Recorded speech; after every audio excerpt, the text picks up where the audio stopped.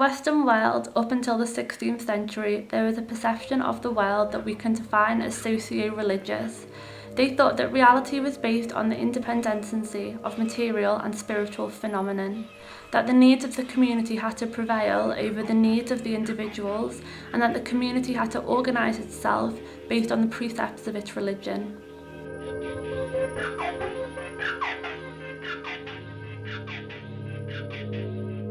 During the beginning of the Renaissance in the 16th century, a sudden change broke out, which put the medieval paradigm in crisis, and it ended by imposing a new vision of the world and a new value system, which predominated all of the Western world within the following centuries up until the 20th century. René Descartes, considered the founder of modern philosophy, introduced the radical doubt as a main point of the scientific method and his absolute faith in the scientific truth, a conception that is still very widespread nowadays.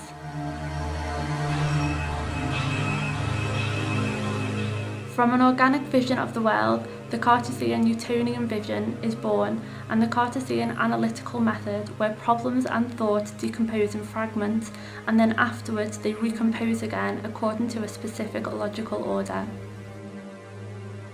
In the field of the Cartesian conception, nature ends up being like a gigantic machine, a perfect mechanism which obeys to rigorous mathematical laws. This conception is demonstrated not only in physical terms, but also in biological and psychological. Plants and animals are considered as machines, and so is man, even though man is recognised as more privileged for having a rational soul. Descartes bases nature on the dualism between the spirit and the matter, considering both one and the other as a work of God, even if every reference to God is rejected by scientists. The Newtonian universe is an absolute three-dimensional space, and according to the Euclidean geometry, it is like a vacuum in which the physical phenomena take place as demonstrations of matter. According to Newton, matter is formed from massive, solid, impenetrable particles, atoms, of a defined size which join together in various shapes to produce substances, and the difference of weight and density between the other substances comes from the rather dense aggregations of atoms. But as well as the absolute space, there is also another absolute and separated dimension, time. In order to discover when an object exists in this space, in the past or in the future, a fourth dimension of time is needed. Einstein united time to the three regular dimensions of space, resolving some unclear points on Newton's idea about nature. The questions of space and time are closely related within Einstein's vision of the universe, which saw these two magnitudes, space and time, as one, the space-time, whose nature changes in the presence of matter. With Einstein's theory of relativity, he joined together two basic concepts, the absolute space and the absolute time.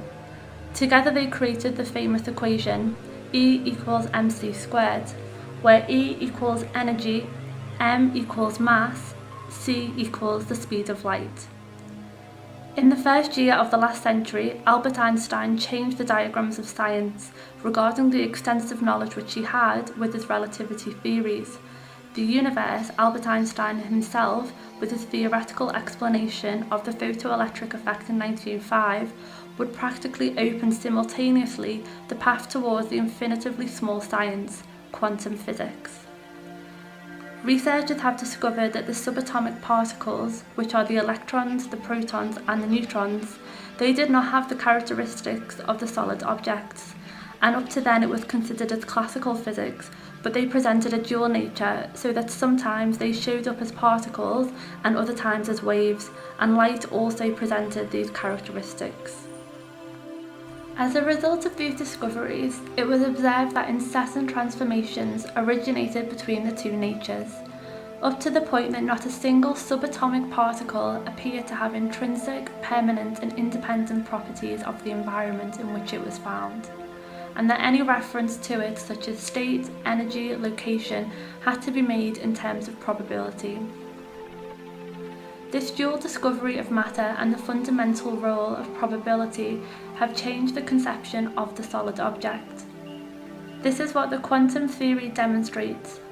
Consequently, the quantum theory has overcome the Cartesian distinction between spirit and matter, as well as the distinction between the observer and the observed.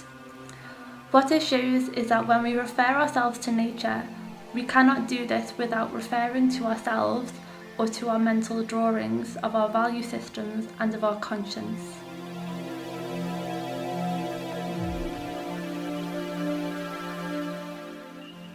Therefore, the quantum theory presents to us a universe understood as a piece of fabric, which is formed through an interconnection of relations. All this brings us to the following conclusions. The cosmic fabric is made up of itself, dynamic, or that the matter cannot be considered as separated from its activity. There is an incessant mutation of matter in energy and of energy in matter. This energy can be moved in the universe at an absolute speed, infinitely superior to light. Space and time become a human conventionalism, lacking meaning outside of its own existence. We ourselves live in an internal present. The worlds and the universes are infinite, and it is possible to move forwards and backwards, passing from one to the other.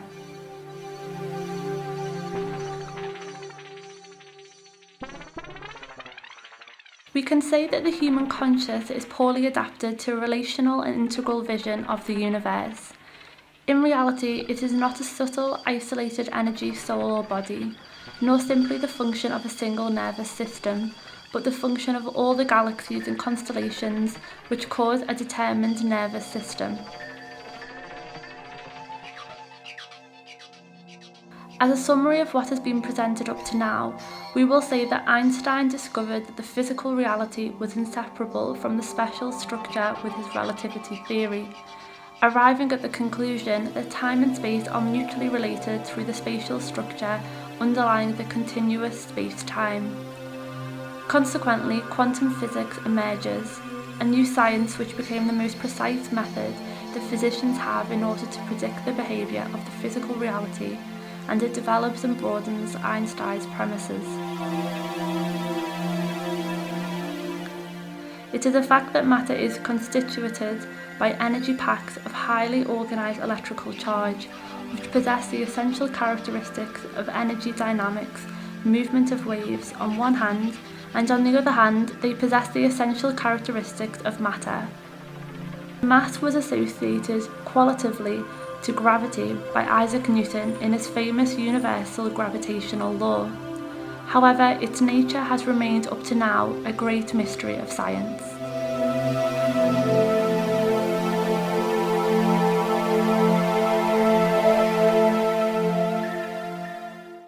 Dan Winter is a physician, an electrical engineer, a psychophysiologist, an inventor of the apparatus Heart Tuner, which allows you to measure love, empathy, and emotions between two people.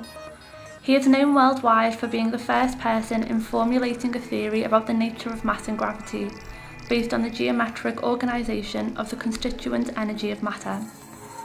Within nature, there are geometric configurations whose basic structure, fragmented or irregular, repeats itself on different scales.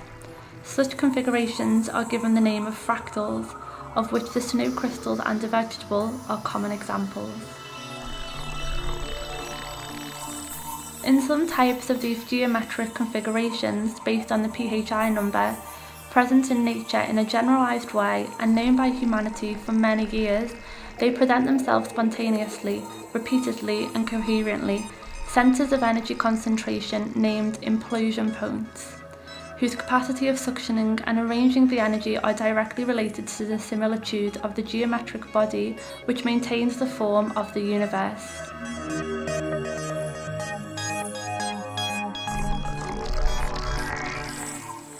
This relation of similitude is called self-recurrence or fractality. On the atomic level, the implosion is what provides the necessary converging strength in order to stabilise the rotational wave movement, which is called mass. In his theories about nature, Dan Winter began to study which architecture would be able to sustain a field of charge. This means an architecture which maintains the stability of the electrical field, and to discover that life is equal to the strength of a field of electrical charge. This allowed him to see that the quality of architecture which is used for life was something like a biological condenser. From here, he started to study what type of architecture could be used for life, and the problem turned out to be symmetry, psychogeometry, and the geometry of charge. From these observations and others, the evolution of computers began, by discovering how to compress well or how to suction well. This is called non-destructive compression, or simply constructive compression. Currently, Dan Winter and his co-workers are working on a series of theories and principles which denominate biological architecture, which is able to create fields of fractal charge that could be implosive and electrically alive spaces, in which the electromagnetic field renews itself efficiently in an adequate wave distribution.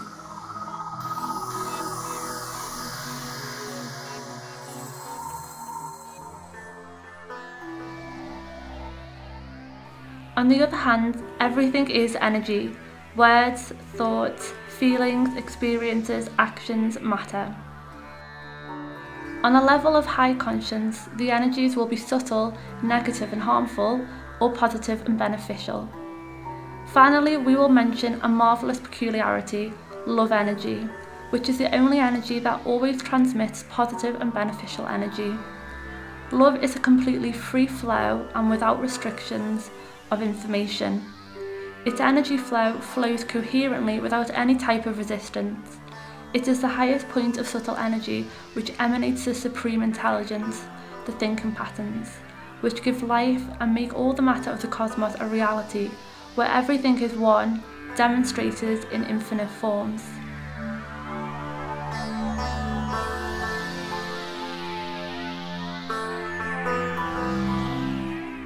On the other hand, Dr. Gerber detects the presence of subtle energy bodies of space-time in the human beings, and that they are interpenetrated, interconnected, and superimposed concentrically with the physical body which they belong to.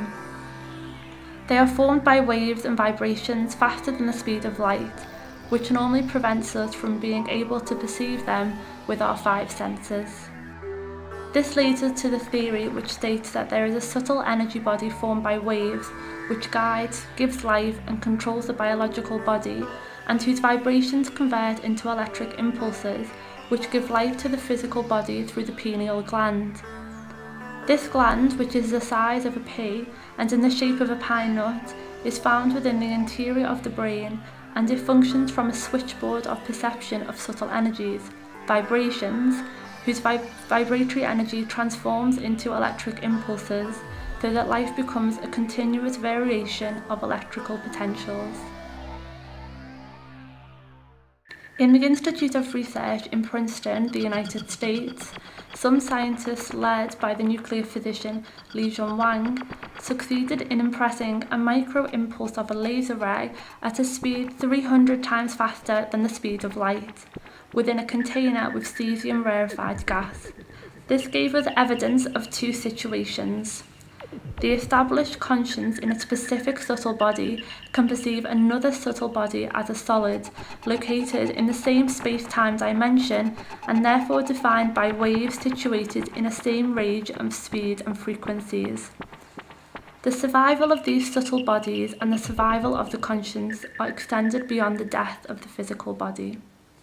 Carlos González Pérez, professor and physician, works in the dissemination and creation of a new scientific paradigm in order to unite and clarify all what is called the new era, trying to create a new language in which all the tendencies can be found and understood. He wants to transmit a message understandable to many people, which creates an embryo of a new education, acting on a superior level of the mind, the level of the conscience, where the behaviour is of being a being, and which we are all universal and we act in a holistic manner. For Carlos González Pérez, adolescence is the key age, and where the wings are cut, dreams are cut.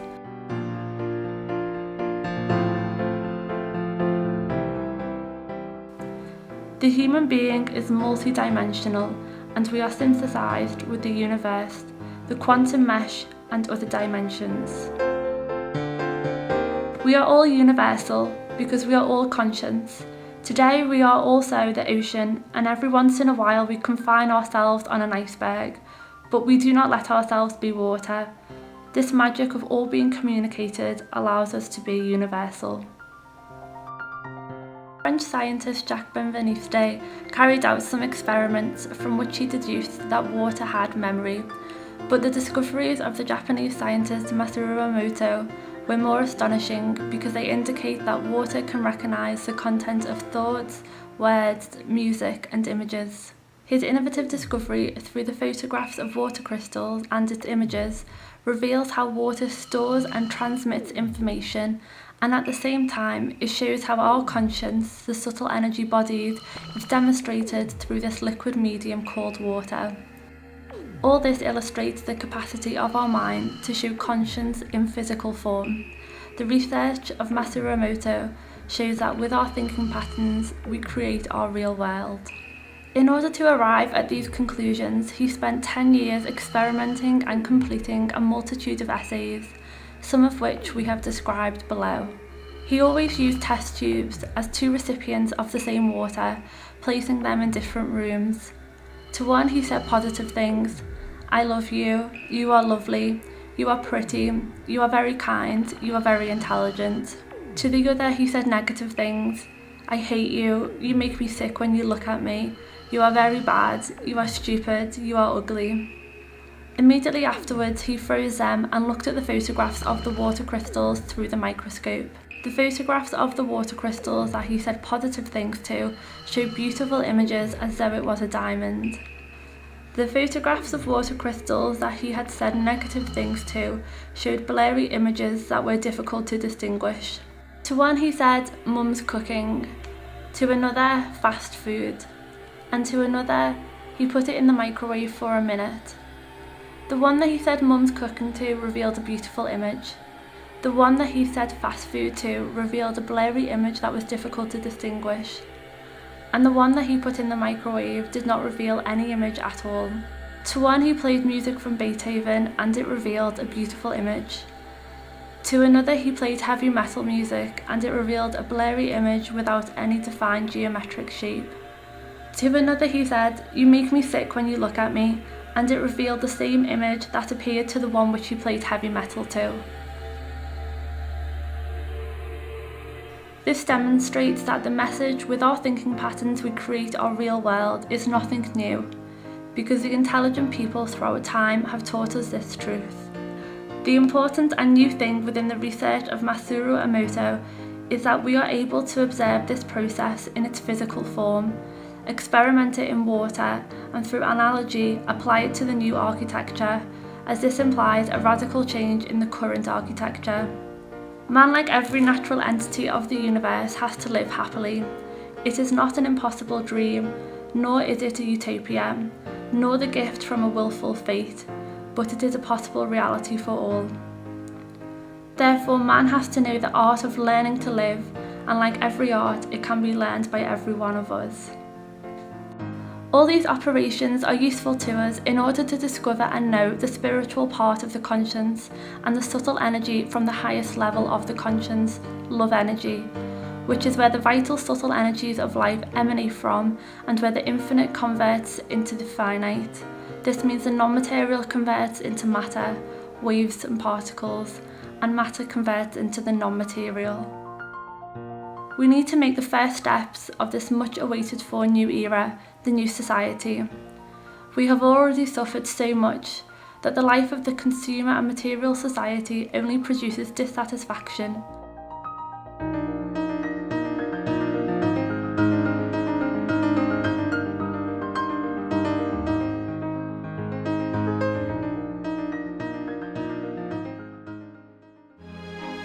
Due to the recent paradigms and scientific developments, we know precisely that the world is divided into the visible world and the invisible, with its corresponding correlative, body and spirit, that we have situated the real world beyond the experience of the five senses of the physical body. which means where the visible nature relates to the invisible. That every natural entity is formed, 1 by the physical biological part, the physical body, and 2 by the psychic, emotional, spiritual part, the subtle energies, invisible subtle energy body, and these 2 parts form an inseparable and indivisible whole. And that man has been misusing the natural entities that the universe freely offers to us, such as the earth, the human being, animals, plants, architecture, as he only uses the physical, material, biological part of these.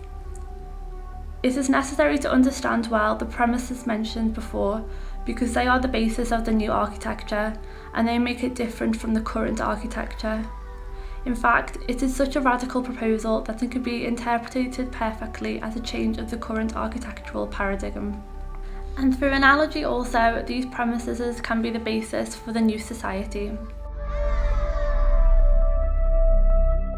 Architecture and its architectural shapes, since the existence of man up to nowadays, have only been inspired by the physical and material form, its physical body, and it always imitates the proportions of man and of nature. We arrived at the maximum plenitude of this architecture of the image, of aesthetics, of icon, in short, architecture of the mannequin, of the exterior beauty. We currently know how to make the mannequin in all its possible shapes that the universe offers to us with its exterior beauty. We therefore have all the necessary knowledge and means in order to solve any shape or physical body. This means that we have only been using the part of the solid body, the matter of the architectural entity. We already know how to make a mannequin and the exterior beauty, so what do we do now? We have to enter within the mannequin, give life to its interior, and know its interior beauty, the spirit, the mind, subtle energies, the conscience, in the same way that we know matter and our physical body, so that we will achieve the same objectives that nature has, and we know what is most important about nature, which is its wisdom and strength, in order to create a new society and a new architecture. A new architecture and a new society which let us look towards our interior and discover our inner beauty, and it creates the balance between the conscious world and the unconscious, and so the human being will be able to enjoy life with health and happiness, as will all the species, habitats and ecosystems of the universe.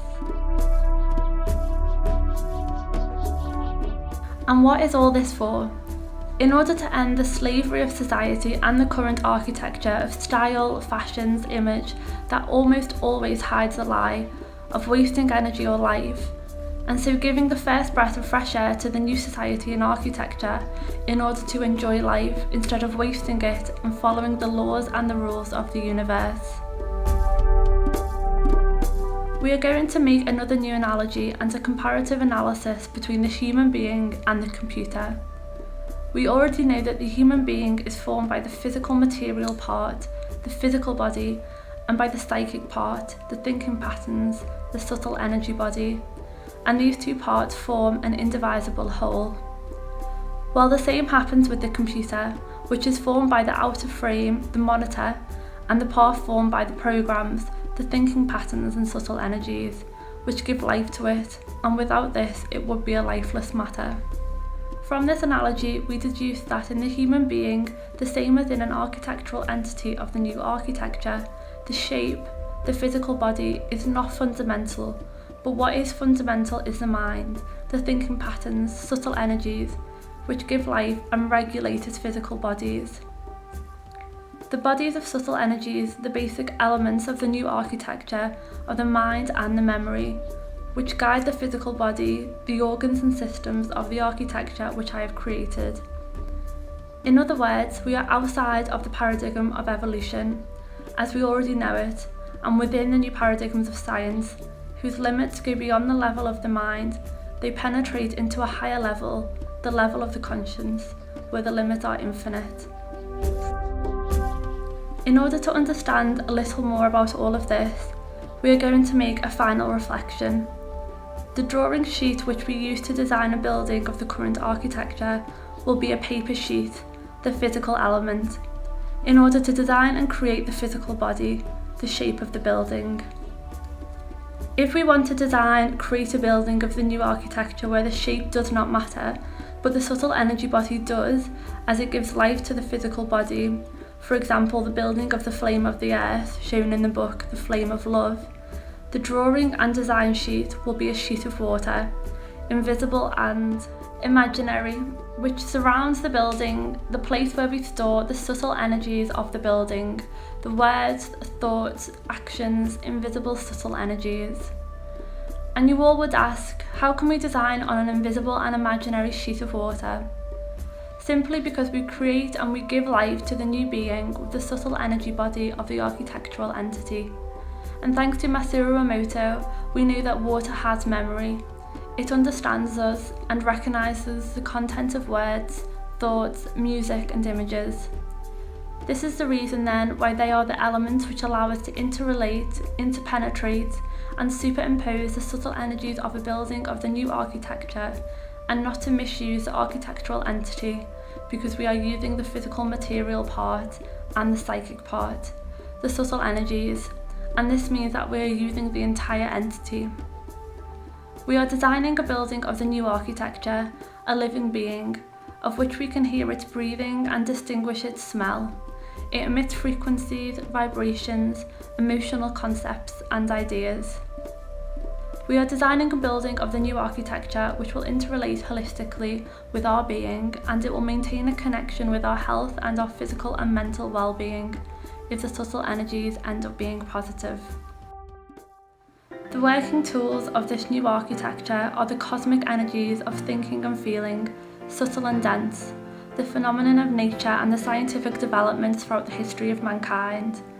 The new experimental paradigm of this new architecture which I propose makes us advance with the practice of this new architecture to the events which take place around us, which will produce unimaginable consequences in all the branches of wisdom, science, medicine, ecology and astronomy.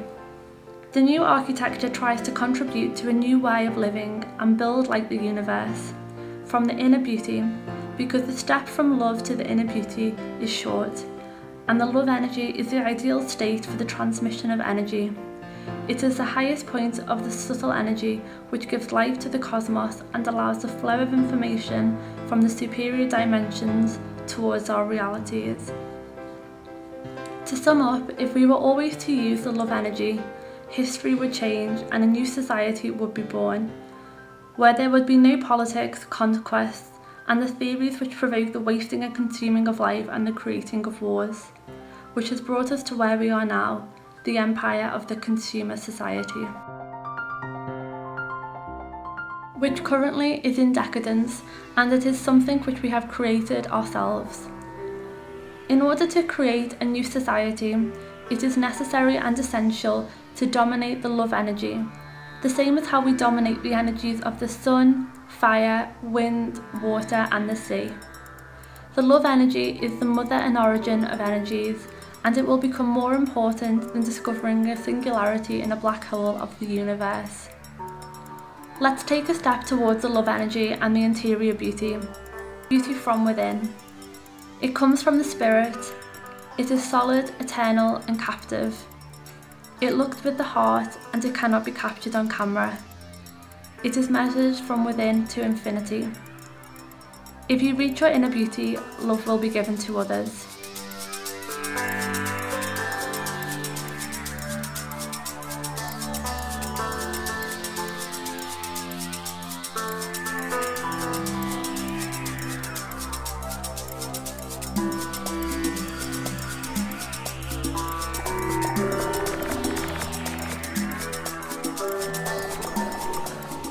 Luis Ninarola Coronado, whose father is Catalan and his mother is Galician.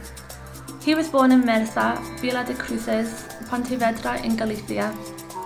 He lived there up until he was 9 years old, and it was where he felt interested in the world of art. At 7 years old, he became the youngest musician in Galicia, and he joined the artistic band of Mersa as a flute player. The next stage of his life develops in Catalonia, specifically in Cambrils, Tarragona, where his emotional intelligence developed, and only at 12 years old he began to work in construction with a builder, where he was taught the trade, and at this time it was the builder who did almost everything. So Luis learned this trade from the laying of the foundations to building itself. He went from a labourer to a builder, then to a master builder, a manager, a draftsman, a design planner. Then he completed his university studies, in which he graduated in architecture in the Polytechnic University of Barcelona.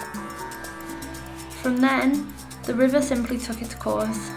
He joined up with an architecture university lecturer, Santiago Fuentes Roca, and they founded the architecture workshop called Archi Group, where Luis Ninarola was the creative director, planner and designer for 35 years. This success enabled him to create more than 3,000 projects up to today. And nowadays he has left all of this in order to dedicate himself to his last and most loved project, which is this book, Essays on a New Architecture for the Third Millennium, The Flame of Love, and the Premium Architecture Archiworld Workshop for the design of new projects under the premises of the new architecture.